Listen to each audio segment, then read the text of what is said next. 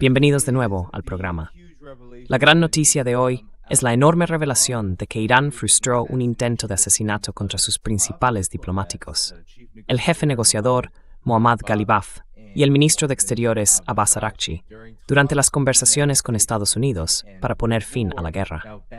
En abril, las fuerzas de seguridad iraníes avisaron al avión de Ghalibaf de un complot de inteligencia que indicaba que Israel planeaba atacar el avión en su regreso de las negociaciones en Islamabad. Así lo contaron dos funcionarios estadounidenses al New York Times.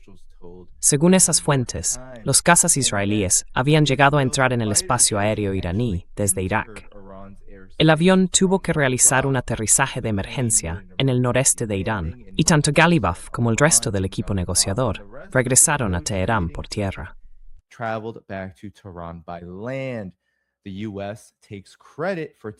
Estados Unidos se atribuye el mérito de haber alertado a Irán sobre las intenciones de Israel. Esto ocurre justo cuando Yemen ha anunciado hoy que interceptó un avión de guerra saudí que se acercaba a una aeronave civil iraní dentro del espacio aéreo yemení. Ese avión transportaba a unos 200 pasajeros varados, heridos y enfermos, y aterrizaba en el aeropuerto internacional de Saná, lo que obligó al avión saudí a abandonar la zona. En su comunicado, el movimiento Ansar-Allah de Yemen advirtió que cualquier nueva violación del espacio aéreo yemení recibiría una respuesta completa, dirigida contra aeropuertos saudíes y objetivos vitales en tierra. Y, en otro frente, en el conflicto de Ucrania, Rusia ha intensificado el uso de un nuevo vehículo aéreo no tripulado, un dron que acaba de incorporar al combate. 5 drones a reacción con capacidad de largo alcance.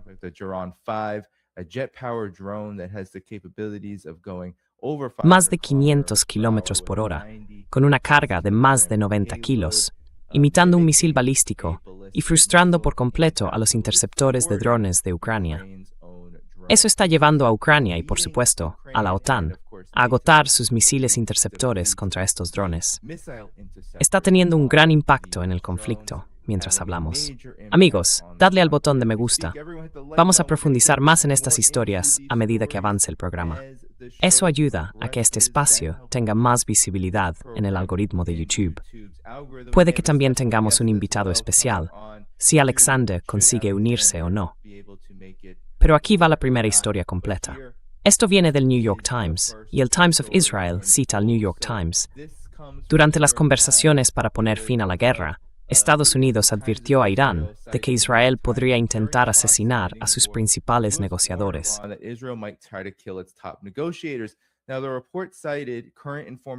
El informe citaba a funcionarios estadounidenses, tanto actuales como anteriores, que afirmaban creer que Israel podría haber estado planeando asesinar a los principales negociadores iraníes en las semanas posteriores al alto el fuego del 8 de abril, que puso fin a la guerra.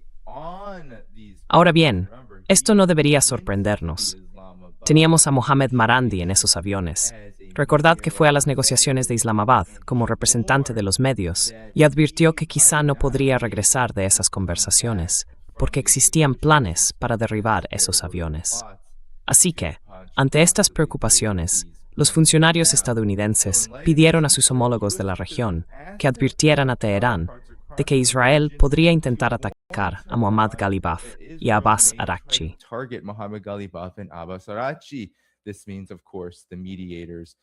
Esto significa, por supuesto, los mediadores, especialmente esos países, Qatar, Pakistán y otros, que participaron en las negociaciones. Según funcionarios citados por el Times, cuando la guerra comenzó el 28 de febrero, y mientras Israel avanzaba eliminando a buena parte del liderazgo iraní de alto nivel, Araghchi y Ghalibaf podrían haber sido objetivos legítimos. Ahora bien, tanto Ghalibaf como Araghchi fueron atacados en esos primeros bombardeos del 28 de febrero. Se dice que Ghalibaf logró salir con vida por muy poco y que tuvo muchísima suerte de sobrevivir a esos terribles ataques ilegales que acabaron con la vida de tantos civiles iraníes en cuestión de apenas unos días.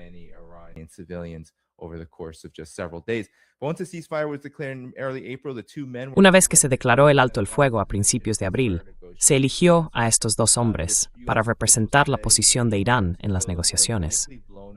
Según funcionarios estadounidenses, cualquier intento de matarlos habría hecho saltar por los aires las conversaciones. Bueno, claro, por supuesto. Habría hecho saltar por los aires las conversaciones. Este ha sido un problema importante desde el principio de las hostilidades. No solo desde el 28 de febrero, sino también, por supuesto, durante la Guerra de 12 días de junio de 2025, cuando Estados Unidos e Israel usaron las negociaciones como excusa para llevar a cabo ataques de decapitación contra el liderazgo iraní. Así que seguimos. Las fuerzas de seguridad iraníes fueron notificadas. Te hablé del avión. El avión tuvo que aterrizar. Hubo que hacer un aterrizaje de emergencia del avión de Galibaf, porque Israel ya había iniciado la operación.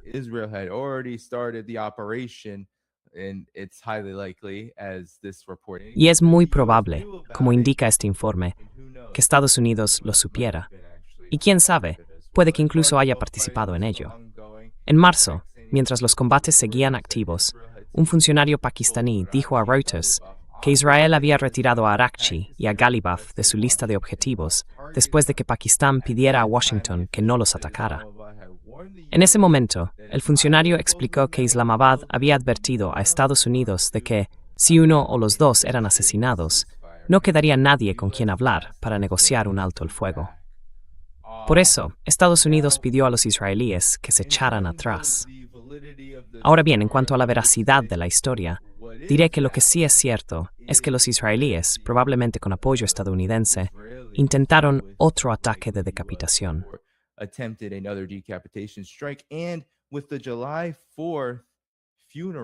Y con el funeral del 4 de julio, que durará varios días, del Ayatollah Ali Khamenei, el líder supremo asesinado durante esta guerra, ahora inminente, a solo unas horas de celebrarse, Irán se encuentra en máxima alerta ante cualquier posible violación del alto el fuego, incluido un intento de descabezar el liderazgo iraní durante ese funeral.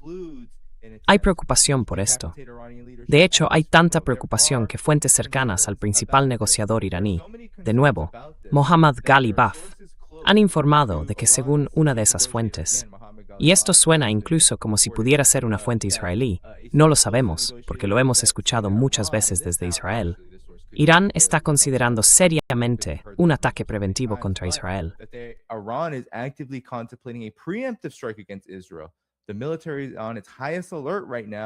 El ejército está ahora en su nivel máximo de alerta, con cientos de misiles y drones listos para un ataque coordinado. Según la fuente, la inteligencia indica que Netanyahu, ante las elecciones de octubre, podría atacar de nuevo a Irán para reforzar su posición interna, con un nuevo despliegue anfibio estadounidense en el Golfo, y con Teherán interpretando la admisión de J.D. Vance de que el alto el fuego es solo una pausa táctica, como prueba de que la diplomacia estadounidense no es más que un farol.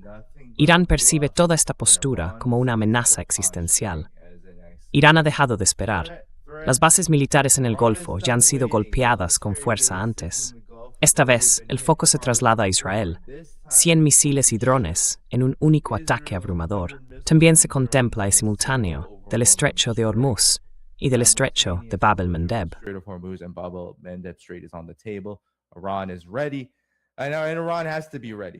Irán está preparado y tiene que estarlo.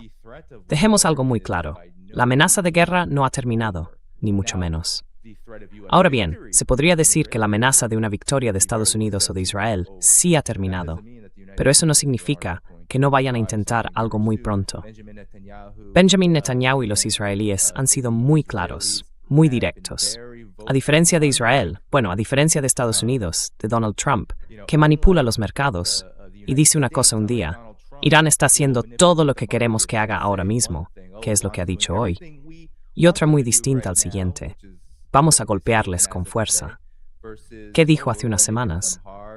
Dijo que la República Islámica de Irán dejaría de existir.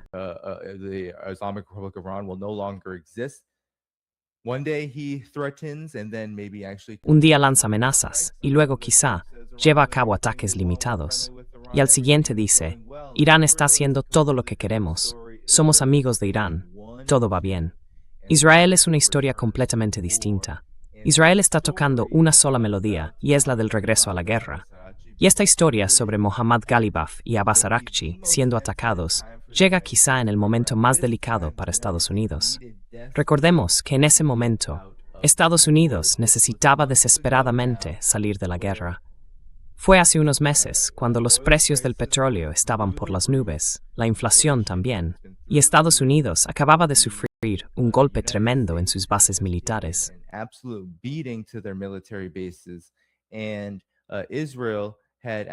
Israel no tenía absolutamente ninguna capacidad, ni siquiera junto a Estados Unidos, para lograr el objetivo de destruir al gobierno iraní. Así que lo que tenía que ocurrir era un alto el fuego, una pausa.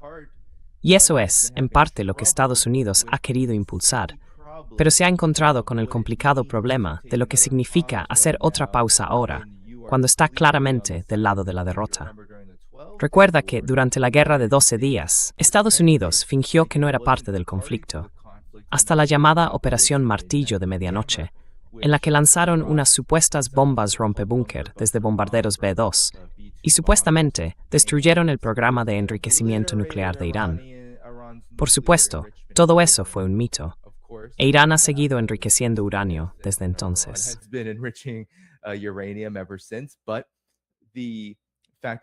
Pero la realidad es que Estados Unidos actuó como si fuera un mediador, o como si solo estuviera ayudando a Israel de forma limitada en su operación.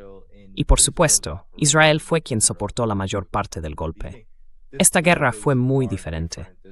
Esta guerra atacó directamente activos militares estadounidenses, la Quinta Flota desaparecida, radares de defensa aérea destruidos, interceptores THAAD fuera de servicio, más de 40 aviones perdidos. Así es como Donald Trump habla sobre Irán. Pero en realidad es Estados Unidos quien ha perdido miles de millones, decenas de miles de millones, quizá incluso cientos de miles de millones de dólares en activos militares. Y por eso esta guerra tuvo que detenerse. Ahora, Israel tiene muchas ganas de volver a la guerra. Sí, en parte por la carrera política de Netanyahu, pero no se trata solo de la carrera política de Netanyahu.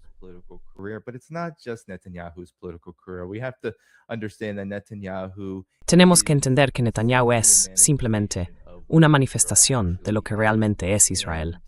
Y en realidad, no existe una oposición política que pueda frenar al régimen israelí en su deseo de ir a la guerra con Irán. La verdad es que Israel no ve ninguna manera de alcanzar sus objetivos del llamado Gran Israel mientras Irán siga en el panorama. Y siendo sinceros, Israel tampoco tiene la capacidad de lograr ese Gran Israel. Así que esa desesperación, toma de conciencia, está haciendo que Harakil se vuelva más agresivo, más belicista, más haricista.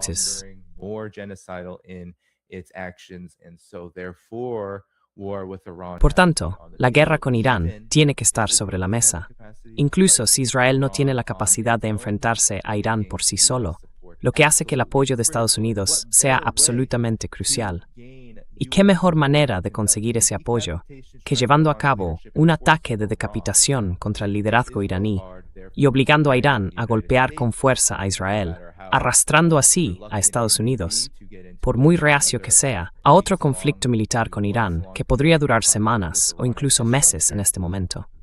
No hay mejor forma de hacerlo que intentar, una vez más, eliminar al liderazgo iraní. Ahora bien, el líder supremo de Irán, Mojtaba Khamenei, hijo del Ayatollah Ali Khamenei, ni siquiera está asistiendo al funeral de su padre asesinado.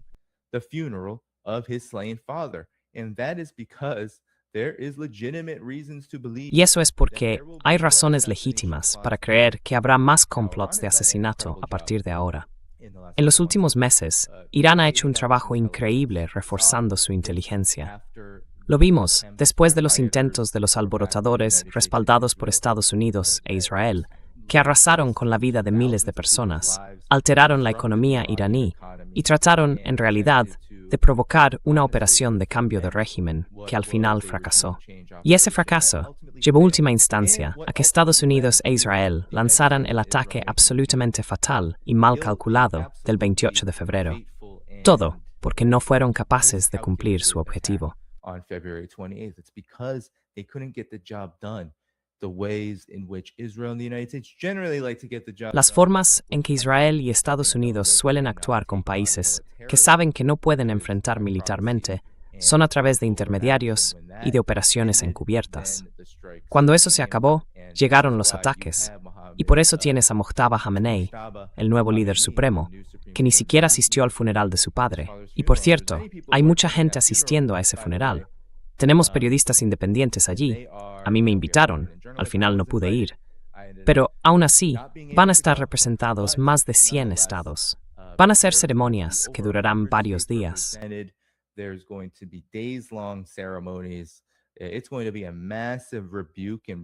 Va a ser una enorme reprimenda y un rechazo total a todo lo que Estados Unidos e Israel han hecho, demostrando una vez más que aunque Estados Unidos tenga la capacidad, e Israel también, de intentar continuar con el terror y con la política belicista, no tienen la capacidad de quebrar a Irán ni de derrotar a Irán. Y esto, amigos, solo va peor. Está empeorando. Ahora mismo, están llegando informes de última hora de que Irán ya ha anunciado, junto con Omán, un acuerdo para gestionar el estrecho de Hormuz. Así lo ha informado hoy The Cradle. La República Islámica de Irán y el Sultanato de Omán han alcanzado un acuerdo para la gestión conjunta y la regulación del tráfico en el estrecho de Hormuz, según anunció el presidente del Parlamento iraní, Mohammad Ghalibaf, el 3 de julio.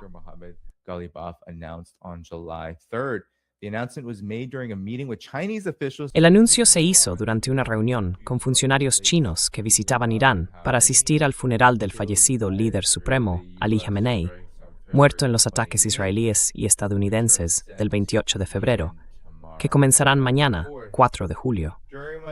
Durante mi visita a Omán hace unos días, y basándonos en el artículo 5 del Memorando de Entendimiento, llegamos a un acuerdo para organizar el tráfico marítimo. Añadió que Teherán y Mascate están decididos a ponerlo en práctica y que sin duda también consultarán a los estados ribereños del Golfo Pérsico. Los israelíes, sin lugar a dudas, buscan socavar el entendimiento entre Irán y Estados Unidos.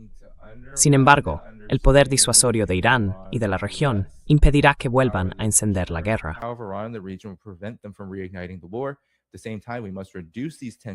Al mismo tiempo, debemos reducir estas tensiones con una estrategia bien organizada y medidas políticas cuidadosas. Ghalibaf también expresó su agradecimiento por las relaciones entre Pekín y Teherán y dio las gracias a los funcionarios chinos por su cooperación. En el estrecho de Hormuz resolvimos los problemas que afectaban al paso de los buques chinos, ya que China nos apoyó en momentos difíciles. Subrayó que la República Islámica no permitirá ninguna injerencia de Estados Unidos en el estrecho. Ahora bien, lo realmente importante es que Omán ya había anunciado que se aplicarían tasas por los servicios de navegación en el estrecho de Hormuz, y este acuerdo incluye esas tasas. Así que es una noticia importante, porque Estados Unidos ha estado intentando poner delante de Irán sus propios activos robados. 3.000 millones, ojo, 3.000 millones de simples dólares estadounidenses.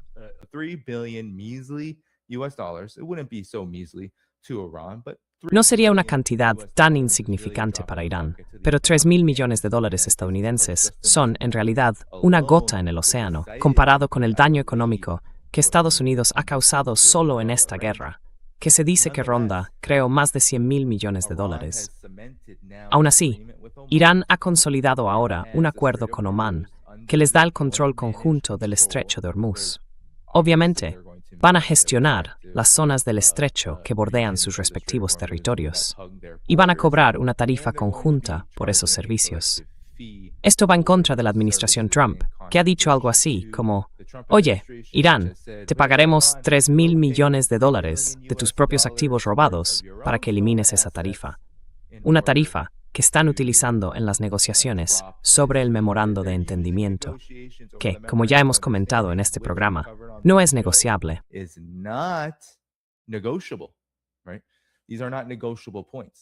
Exacto.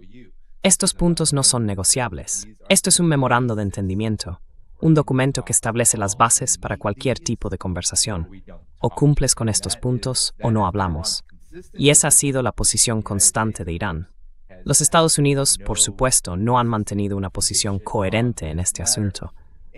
Así que parece que Estados Unidos e Israel están intentando iniciar otro tipo de guerra. Es probable que veamos conflictos aparecer en muchos otros frentes en las próximas semanas, incluido el frente yemení, donde Arabia Saudí ya vuelve a hacer sonar los tambores de guerra contra Yemen.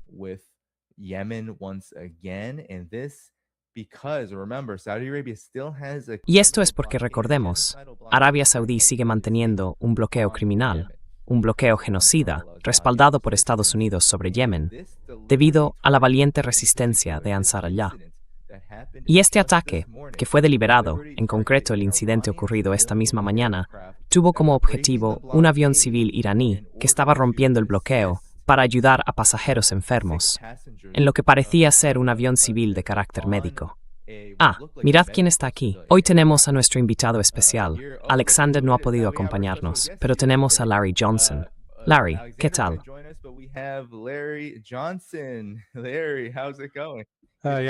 Sí, soy el tipo que te fastidió ayer. Dijiste, no, estaré allí, y luego no apareciste. No, todo el mundo está ocupado. Esta semana está siendo una locura. Bueno, eso es verdad.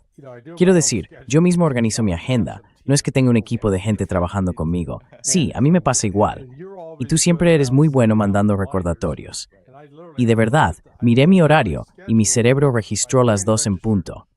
Llegaron las 2 y me di cuenta, vaya, la he liado con Danny Highphone.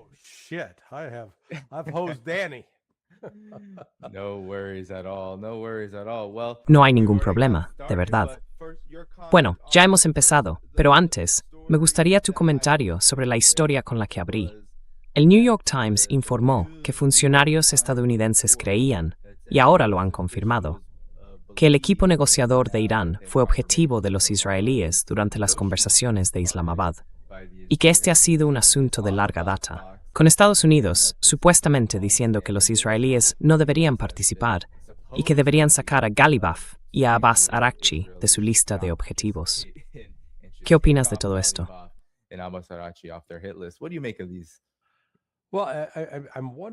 Bueno, me pregunto, ¿por qué se está contando eso ahora? Esa historia tiene como 2 meses. Pepe Escobar y yo hablamos de eso hace 2 meses. Así que es como decir, vale, has descubierto que el sol sale por el este, ¿no? Sí, eso es un titular de última hora, justo ahí.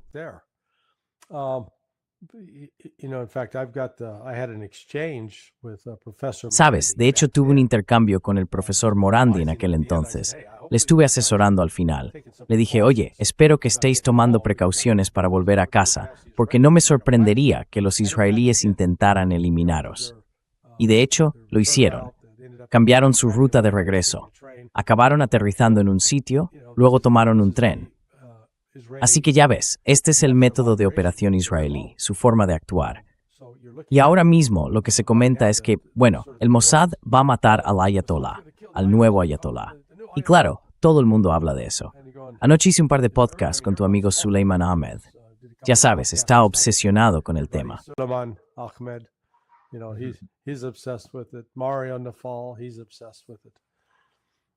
Mario Nafal está obsesionado con eso. Y mira, no puedo decir algo como no, los israelíes no están tan locos como para hacer algo así. No, porque ese argumento no se sostiene. Sí están así de locos.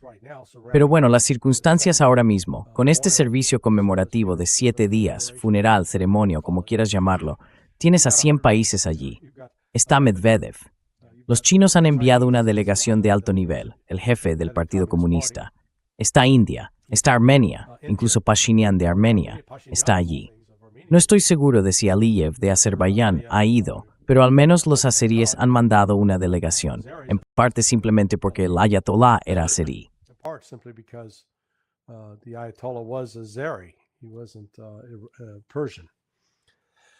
No era persa. Así que si Israel intentara algo tan grave ahora mismo, acabaría uniendo al mundo en su contra, más aún de lo que ya lo está. Pero volvemos a lo mismo. Vale, matas a un tipo. No es él quien mantiene unido a Irán. Y creo que una acción así haría que Irán siguiera lanzando misiles contra Israel hasta destruirlo. No creo que esta vez se detuvieran, y algunos podrían decir que Irán, en fin, se pegó un tiro en el pie al detenerse a mediados de abril. Deberían haber seguido, porque al no hacerlo, en realidad le han dado a Israel un respiro para llevar a cabo sus operaciones militares en el Líbano.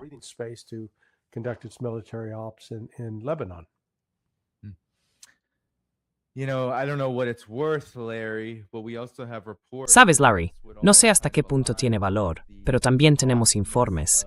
Y todo esto encajaría con la magnitud de este funeral. Es decir, parece un informe muy oportuno sobre las conversaciones de abril, teniendo en cuenta que hay una gran concentración de gente. Y sería algo que, estoy seguro, Israel también está considerando como posible objetivo. Y luego está Channel 14 News, el medio israelí, no sé qué credibilidad darle. Pero también dice que los países del Golfo, en este mismo momento, están muy preocupados por el estado de este acuerdo, por el estado del memorando de entendimiento. Afirman que se oponen, que creen que Washington está descuidando a sus aliados del Golfo, y aseguran que ahora mismo hay fuertes críticas a la política de Estados Unidos a puerta cerrada, por miedo a que ellos acaben pagando el precio del acuerdo final que llegue a concretarse. ¿Qué opinas de todo esto? Sé que llevas tiempo siguiendo de cerca cómo están gestionando los países del Golfo. ¿Dirías que Estados Unidos está intentando sacar una victoria de las fauces de la derrota?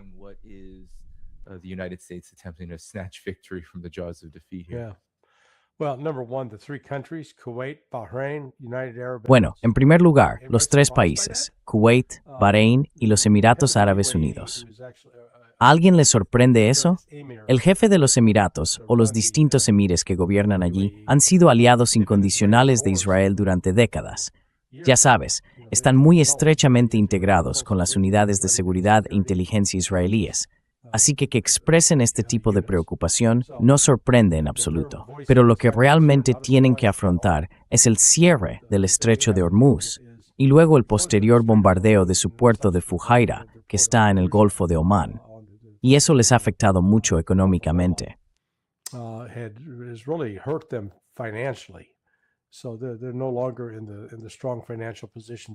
Así que ya no están en la posición financiera tan fuerte que tenían antes. Ahora empezamos a ver algo de movimiento, con Irán abriendo el estrecho de Hormuz. Empiezan a salir algunos barcos de Irán hacia Jebel Ali, que es el puerto de libre comercio más grande del mundo. Es la primera vez en 4 meses que veo barcos entrando o saliendo de allí. Y eso es significativo. Bahrein y Kuwait, bueno, en realidad son irrelevantes. Si no les gusta, ¿qué se le va a hacer? ¿Qué van a hacer? No tienen poder militar.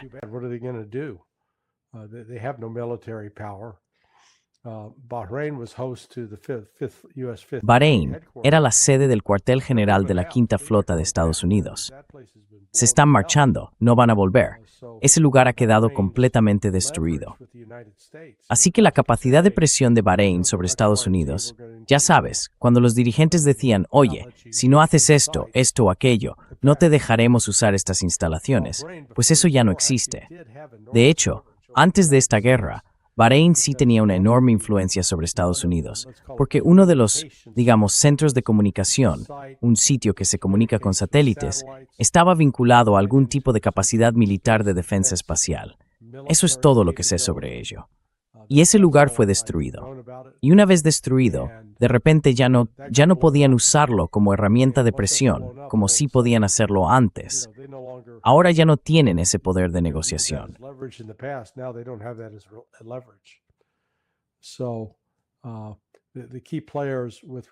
Así que los actores clave de cara al futuro son Qatar y Arabia Saudí. Y de nuevo, la influencia de Qatar se basaba en parte en la base aérea de Al Udeid, la más grande de toda la región.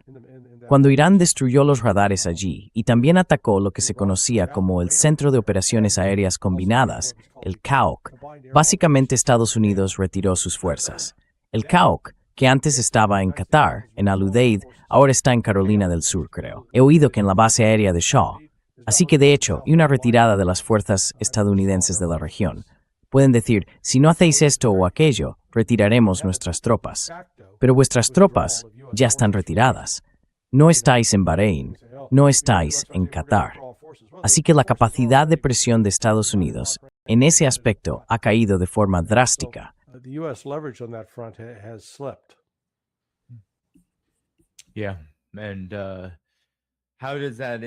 Sí. ¿Y cómo afecta eso a posibles ataques futuros? Porque da la impresión de que Israel está deseando actuar. Antes hablaba de cómo Netanyahu, cada vez que habla en público últimamente, parece referirse a un ataque futuro. Este repliegue influye en esos ataques.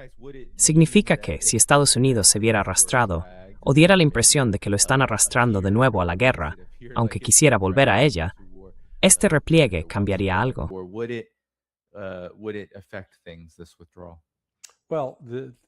Bueno, así que Estados Unidos no se trata solo de la retirada de la que hablé, la de Bahrein y Al-Udeid. Hasta donde yo sé, Pete Hegseth firmó una orden hace ya más de una semana.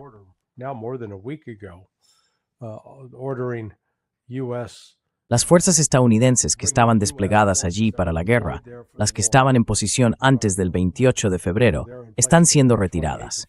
Así que los medios aéreos, los F-35, F-15, F-16 y A-10, y las tropas sobre el terreno, en concreto, la 87ª División Aerotransportada y el 75º Regimiento de Rangers, están siendo retirados, o al menos ya se han dado las órdenes.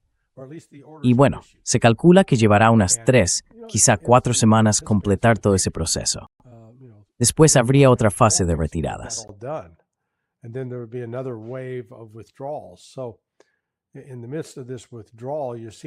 Así que, en medio de esta retirada, estamos viendo un distanciamiento de Estados Unidos respecto a su postura militar anterior. Eso significa que Israel no puede dar por hecho que Estados Unidos vaya a estar ahí para responder o escalar de inmediato ante cualquier provocación. Ahora bien, hay otro aspecto que me parece importante, y es lo que yo llamo la estructura de apoyo burocrático subyacente. Más de una semana antes del ataque del 28 de febrero, el ejército estadounidense, a través del Centro Nacional de Mando Militar del Pentágono, el Centro de Operaciones de CENTCOM y otras unidades encargadas de supervisar y gestionar drones, operaciones aéreas y operaciones navales, activó lo que se conoce como Equipos de Acción en Crisis, o CATS por sus siglas en inglés. Estos equipos de acción en crisis reúnen a todos los distintos recursos militares y también a otros no militares, como la CIA y la MALS de Seguridad Nacional.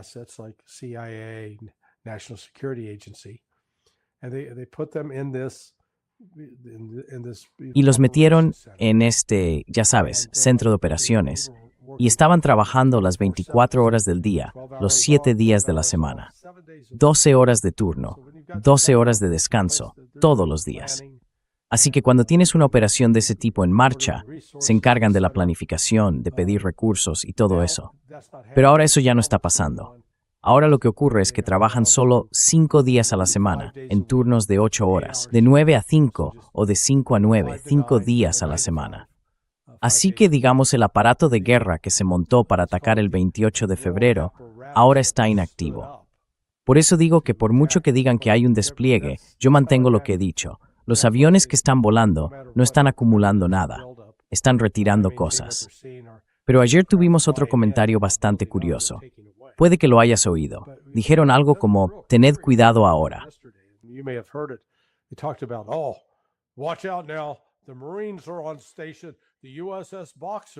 Los marines están en posición, el USS Boxer está allí. Y yo escucho eso y pienso, ¿qué les pasa a estas personas? El Boxer zarpó de San Diego el 18 de marzo. ¿Y sabes qué? Si esos marines hubieran ido en un bote de remos, ya habrían llegado al Golfo Pérsico solo remando. Pero en cambio, ese USS Boxer que salió el 18 de marzo llegó a su posición hacia el 26 de abril. Entonces, ¿por qué ahora salen diciendo que se trata de un nuevo despliegue o de una nueva capacidad, cuando en realidad lleva allí 2 meses y medio? Estos juegos que están haciendo solo demuestran que Estados Unidos intenta mantener una apariencia de sí, seguimos aquí. Más vale que tengáis cuidado, cuando en realidad nos estamos retirando.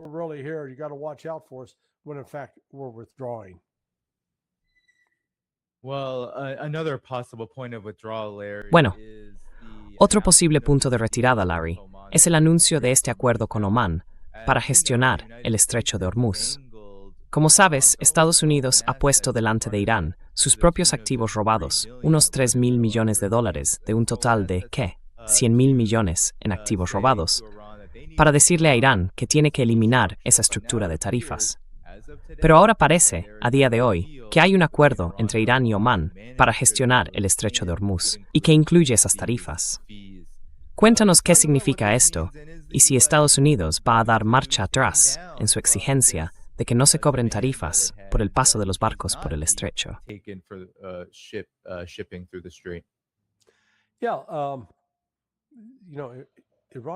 Bueno, verás, Irán ya había estado en conversaciones con Omán así, hace más de 3 semanas. Así que no es un movimiento tan sorprendente. Es más bien un recordatorio de que no se trata de una decisión improvisada por parte de Irán. Estados Unidos ha estado intentando que Omán dé marcha atrás, que Irán dé marcha atrás, y no lo van a hacer.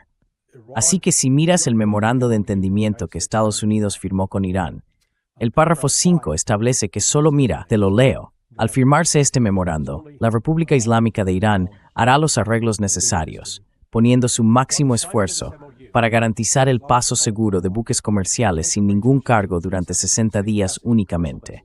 Y ese paso seguro es desde el Golfo Pérsico hasta el Mar de Omán y viceversa.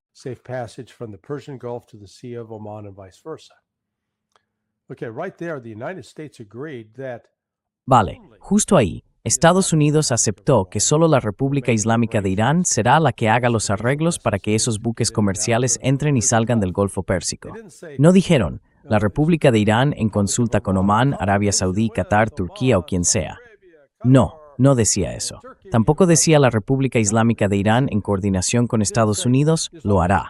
No lo decía. Decía, de forma muy clara, que es la República Islámica de Irán la que hará los arreglos para el paso seguro de los buques comerciales. Eso significa que Irán tiene el control. De ahí salió la Autoridad del Estrecho del Golfo Pérsico, la PGSA, y tienen sus propios protocolos.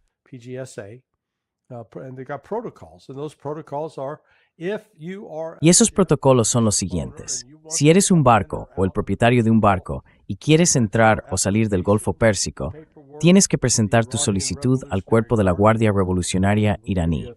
Ellos te dirán si sí o si no. Así es como funciona.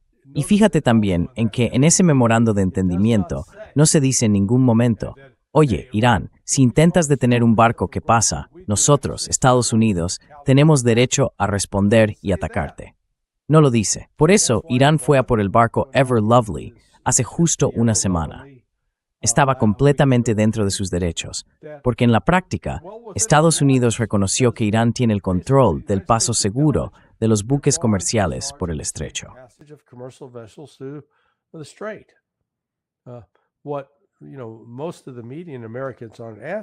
Lo que la mayoría de los estadounidenses medios no se están preguntando es, ¿por qué Donald Trump sintió tanta urgencia por firmar el memorando de entendimiento para reabrir el estrecho de Hormuz? Y la respuesta es sencilla. Estados Unidos, como dijo Trump en la reunión del G7, se va a quedar sin petróleo en 4 semanas. Ahora bien, no estaba hablando del petróleo que se refina para producir gasolina. Se refería al petróleo especial, con alto contenido de azufre, que sale del Golfo Pérsico y que las refinerías estadounidenses están preparadas para convertir en diésel y combustible de aviación. Podríamos usar el crudo West Texas Intermediate, y sí, ese se puede refinar y convertir en gasolina. El problema es que no tenemos las refinerías necesarias para hacerlo.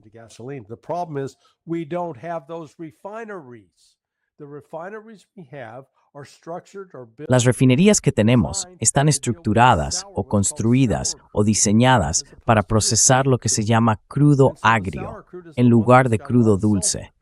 El crudo agrio es el que tiene mucho azufre, y por eso cuentan con sistemas especiales para eliminar ese azufre. Incluso lo extraen porque es otro producto que se puede vender. Tiene valor económico. Ahora mismo estuve viendo a Chris Miller, o Chris Wright, el secretario de Energía.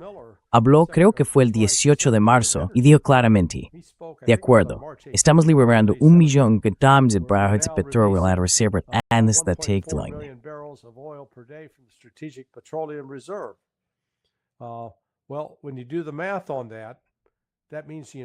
Bueno, si haces las cuentas, eso significa que en esa fecha, Estados Unidos tenía 120 días de suministro. ¿Y adivina qué? ¿Dónde estamos ahora en cuanto al número de días desde entonces? Estamos en 111. Hoy, 112. Nos quedan 8 días. Y cuando eso se acabe, de repente vamos a ver subidas muy fuertes en el precio del diésel y del combustible de aviación, lo que va a frenar aún más la economía estadounidense. Por eso Trump salió y dijo eso. Quiero decir, por fin alguien se le acercó, le informó y le explicó lo grave que era la situación. Y entonces dijo, madre mía, sí, tenemos que poner esto en marcha ya. Holy shit, yeah, we got to get this thing open.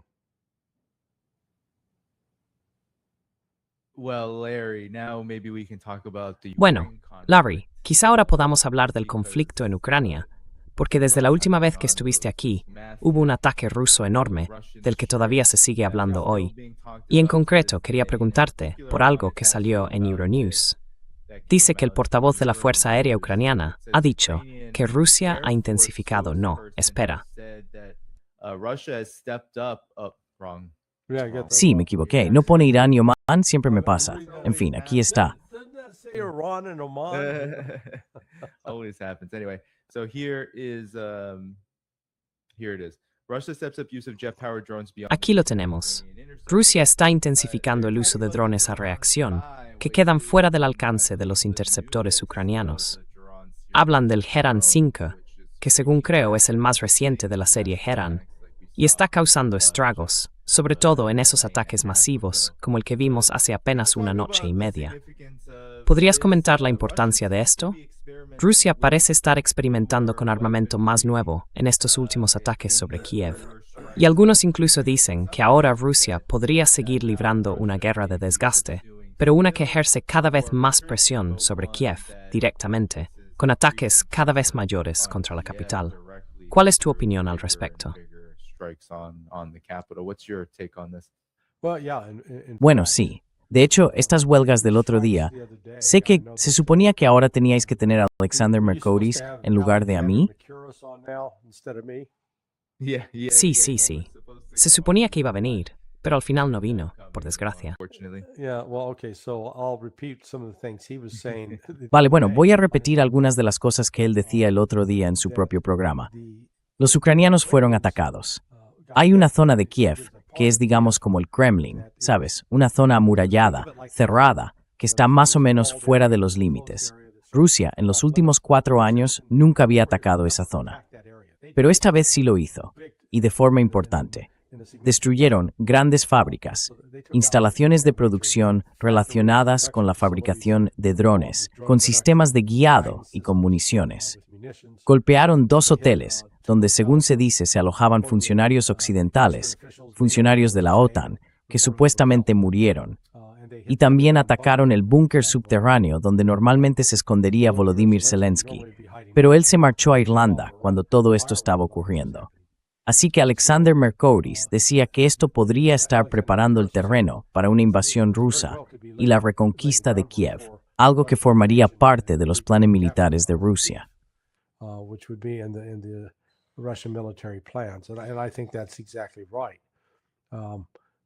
Y creo que eso es exactamente así. Las amenazas de Zelensky contra Bielorrusia, en el norte, probablemente solo le den a los rusos más justificación, sino una motivación directa para establecerse allí, para desplegar tropas, y así estar mejor posicionados para entrar en Chernihiv, otro oblast. Y si combinamos eso con el control que están ganando en Sumy y Chernihiv, quedarían en una posición ideal para avanzar hacia Kiev. Así que esta guerra se está moviendo claramente a favor de Rusia, y aún así seguimos adelante. La propaganda occidental es tan intensa ahora mismo, diciendo que Putin está contra las cuerdas, que la economía rusa es un desastre, que el ejército está a punto de rebelarse, que Rusia sufre el doble de bajas que Ucrania, lo cual es un disparate total. Es una mentira demostrable, sin ninguna duda. Pero aún así, Occidente sigue difundiendo y repitiendo esos rumores. Supongo que para intentar animar a la gente a seguir en la lucha, a seguir tirando dinero a este asunto, porque los que están robando ese dinero todavía no han conseguido su parte completa.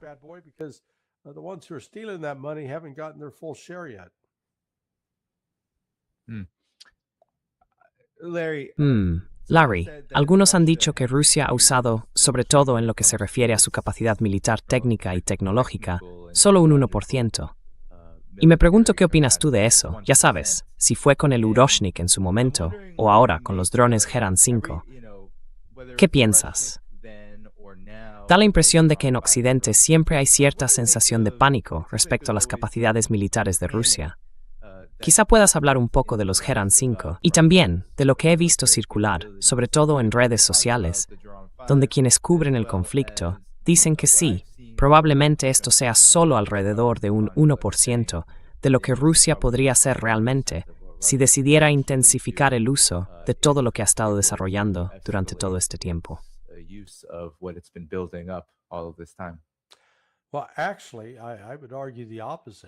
Bueno, en realidad, yo diría justo lo contrario.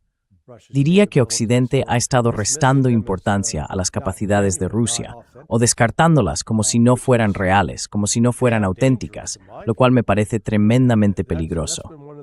Esa ha sido una de las razones por las que, ya sabes, hemos visto estas provocaciones cada vez mayores, con Alemania hablando abiertamente ahora de ir a la guerra con Rusia. Y no son los únicos. Starmer, por ejemplo, está básicamente quitándole al público británico un dinero muy necesario para la guerra. Cosas tan simples como reparar carreteras o infraestructuras en el Reino Unido, y en su lugar dedicar ese dinero a fabricar armas, misiles de alcance medio, para usarlos en ataques contra Rusia.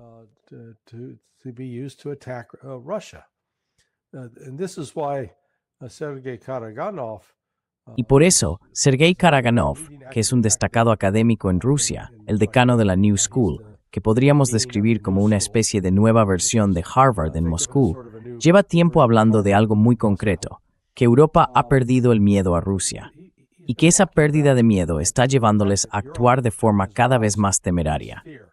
Dice que, si no se logra, por así decirlo, reinstaurar ese temor a enfrentarse con Rusia, eso podría acabar derivando en un intercambio nuclear o incluso en el uso de armas nucleares sobre Europa. Y según Sergei, puede que lleguen a considerar necesario usar un arma nuclear táctica para asustar lo suficiente a Europa y decirle básicamente, echad marcha atrás, no queremos esto.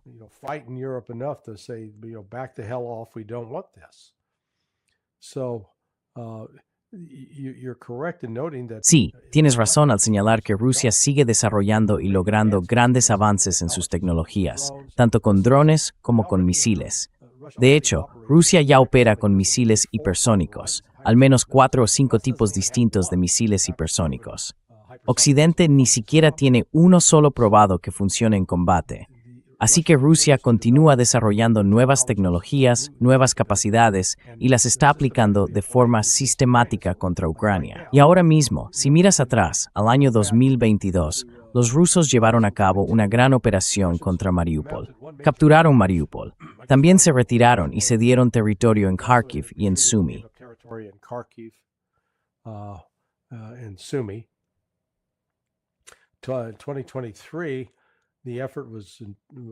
En 2023, el esfuerzo se centró sobre todo en retomar y capturar Bakhmut. En 2024 fue Avdiivka.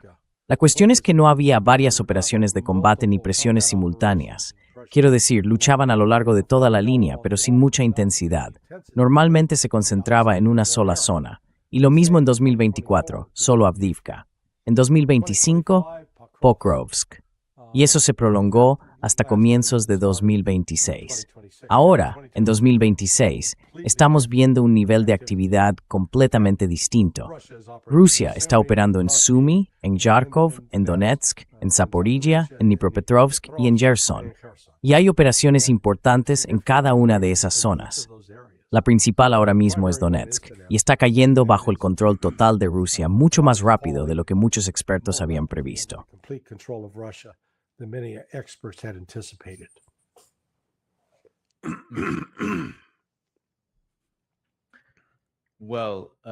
Larry, speaking of nuclear weapons. Bueno, Larry, hablando de armas nucleares, hace apenas un par de semanas, Finlandia levantó su prohibición sobre el alojamiento nuclear. Y ahora pasa lo mismo con Lituania, que también está moviéndose para levantar su propia prohibición sobre armas nucleares. Todo esto ocurre justo cuando faltan pocos días para la cumbre de la OTAN. Da la impresión de que, por muy grave que se vuelva el conflicto, Europa, que sigo creyendo que en muchos aspectos sigue las órdenes de Estados Unidos. Pues bien, Estados Unidos no está prestando mucha atención a este conflicto en público ahora mismo.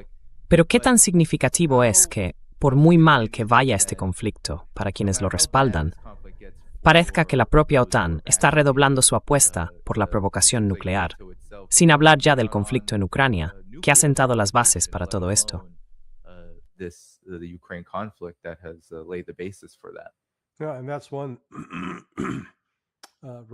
Sí, y eso es algo que Rusia ha dejado muy claro.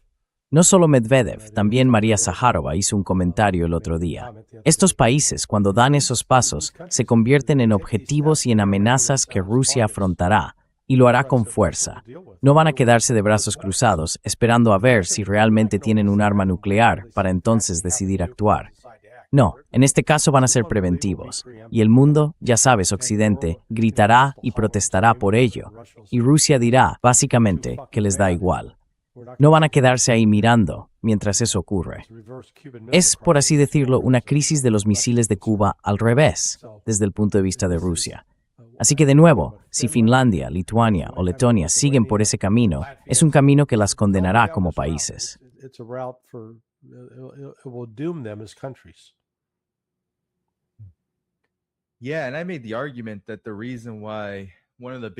Sí, y yo defendí la idea de que la razón por la que, o una de las grandes razones por las que Rusia adopta el enfoque que adopta, no es porque no tenga la capacidad de, digamos, arrasar Ucrania y poner fin al conflicto de una vez por todas. No es que no pueda hacerlo, sino que el nivel de destrucción y el grado de horrores absolutos que eso implicaría, significarían que quizá nunca podría volver a integrar a Ucrania en una relación mutua que le resultara beneficiosa. ¿Y cuántas veces ha dicho Rusia que cree que los propios ucranianos son sus hermanos y que comparten un vínculo común?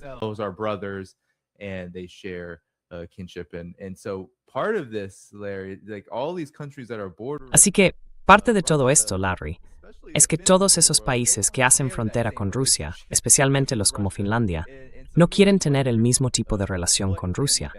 Y eso me hace preguntarme, ¿qué beneficio real puede tener provocar a Rusia de esta manera? Porque parece que de verdad creen que Rusia siempre está faroleando y que en realidad va a la defensiva frente a Ucrania. Entonces, ¿por qué no seguir pinchando a Rusia? Seguir provocando al oso. Pero, ¿tú qué opinas de esto? Porque para mí, lo que Rusia está haciendo en Ucrania no me parece una muestra de debilidad, sino algo muy deliberado. Quizá una cuestión de principios más que de falta de capacidad.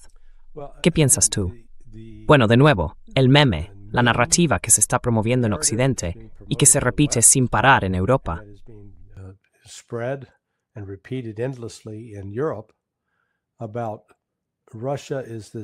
Sobre Rusia, como si fuera esa potencia imperial voraz, empeñada en conquistar y destruir Europa y en controlar el mundo.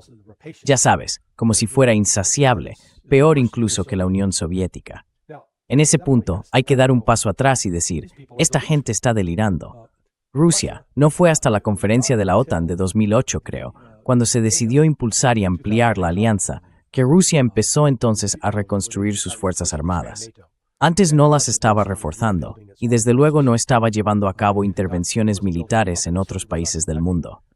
Y ha sido, como escribió Scott Horton en su libro Provoked, una provocación tras otra, que en realidad se remonta hace 31 años, empezando en 1995, cuando la OTAN creó un cuartel general de facto en el oeste de Ucrania, en Yavoriv.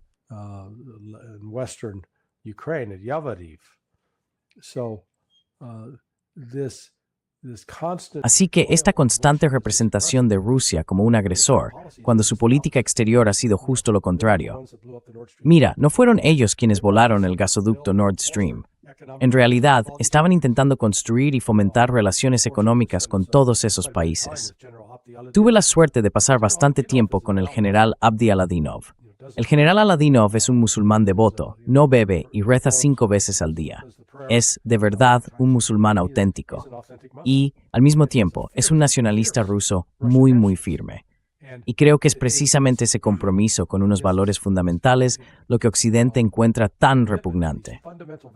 Pienso que por eso Occidente quiere destruir a Rusia. Porque si Rusia logra promover esa forma de pensar, se convierte en un desafío directo a la decadencia que domina en Occidente.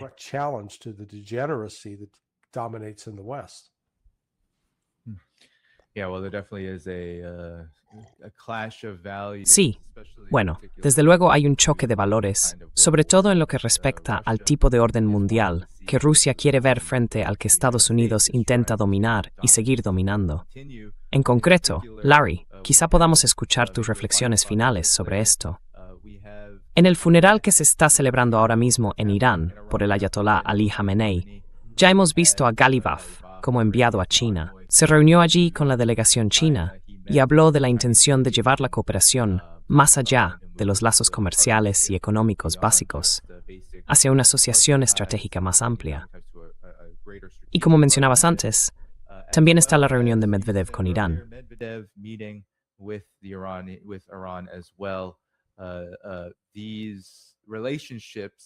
Estas relaciones con Irán no han hecho más que fortalecerse, y parece que estos tres países están de acuerdo en una visión distinta del orden mundial. Eso convierte a Rusia, en particular, no solo en el contexto del conflicto en Ucrania, sino por su propia existencia, en una auténtica piedra en el zapato. Y lo es, teniendo en cuenta lo crucial que resulta para el suministro energético mundial, pero también por el hecho de que es un país grande, que sigue creciendo a pesar de la guerra, y que mantiene una estabilidad política que si no estuviera en guerra, quién sabe, el cielo podría ser el límite. Pero ¿cuáles son tus reflexiones finales?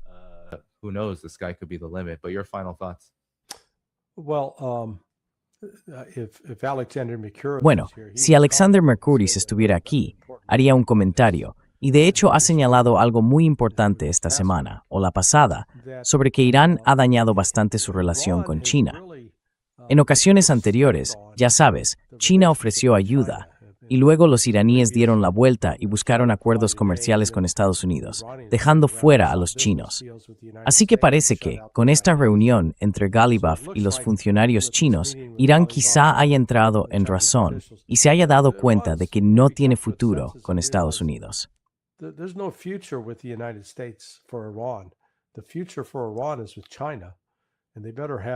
El futuro de Irán está con China, y más les vale tener la mejor relación posible con China. Así que creo que, durante este funeral que culminará el 9 de julio, no vamos a ver mucha actividad por parte de Irán, ni siquiera intentos de, digamos, ejercer presión en el estrecho de Hormuz. Ahora bien, conviene recordar que el 11 de julio es el último día de la reducción de la Reserva Estratégica de Petróleo de Estados Unidos. Así que esa fecha podría ser importante y marcar el inicio de una posible crisis económica seria en Occidente.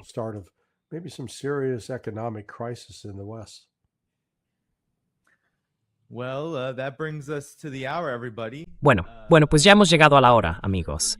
Quiero asegurarme de que sepáis que en la descripción del vídeo, justo debajo, después de darle al botón de me gusta, porque eso ayuda al programa en el algoritmo y hace que más gente pueda escuchar esta conversación, también he dejado el enlace a Transition Protocol, que Larry presenta junto a Café Escobar y Zulfikar Ali. Suscribíos ahí, en la descripción del vídeo, o en el enlace donde podéis apoyar este canal a través de Patreon. Larry, ¿alguna palabra final para la audiencia antes de que terminemos?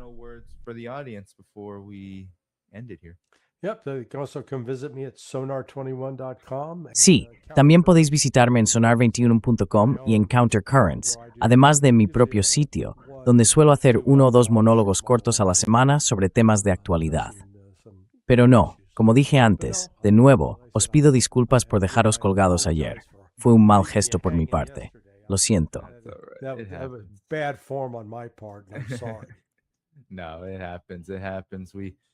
No, pasa.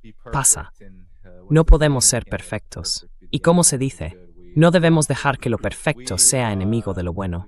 Todos intentamos ser lo más coherentes posible y al mismo tiempo ser humanos. Voy a dejar esas otras fuentes en la descripción del vídeo para que podáis seguir el trabajo de Larry. Y no olvidéis darle al botón de me gusta antes de iros. Haré un programa especial el 4 de julio y lo anunciaré muy pronto. Hasta la próxima, gente. Dadle a me gusta y nos vemos mañana. Adiós. Hit that like button, and I'll see you tomorrow. Bye-bye.